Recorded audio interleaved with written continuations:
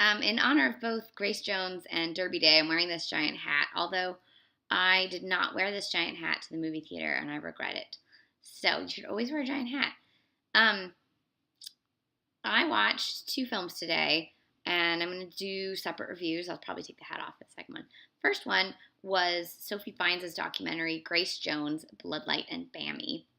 It was released in the UK last year and hit US festivals last year, a handful of festivals this year. I believe it was at South by, and I missed it, so I'm glad I got to see it. And it played last week here in Atlanta, and I was on vacation in LA, and I was afraid I was working and then on vacation in LA. I was afraid I was going to miss it, and then lo and behold, they kept it for an extra week, so I got to see it. There's a cat. Miss Fanny did not get to see the documentary. They don't like cats in movie theaters. What's interesting about the film was it's not a straight up biopic. It's not like any rock doc I've ever really seen before. Sophie Fiennes followed Grace Jones for about 10 years from the making of her 2008 album Hurricane all the way through to roughly right before this film came out. And you see beautiful, amazing performance footage, and oh my God, the hats. So many hats. And then there's a scene where she gives her mother a hat, and it is just to die for. I love a good hat. So you get these amazing performance moments. You get to see her recording. You get to see her at home in Jamaica with her family. You get to see her with her son. You get to see her with her grandkids. You get to see her dealing with producers and all kinds of things. And there's so many different moments of her life and raw honesty and vulnerability and just everything you could expect and more. I really enjoyed it. I'm glad that it was not a normal biopic or a by the books documentary. I remember I saw a documentary about Iggy Pop a couple years ago that I felt wasn't very Iggy, and this felt very Grace.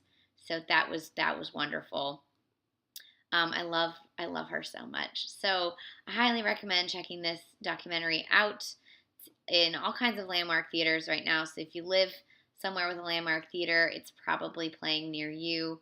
If you don't know a lot about Grace Jones, you're not going to come out of this film knowing like historical factoids about her, but you'll get a great portrait of her essence and why she is such an just incredibly interesting woman.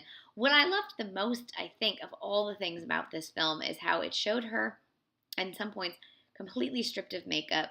And she's beautiful, but she's just ordinary looking, right?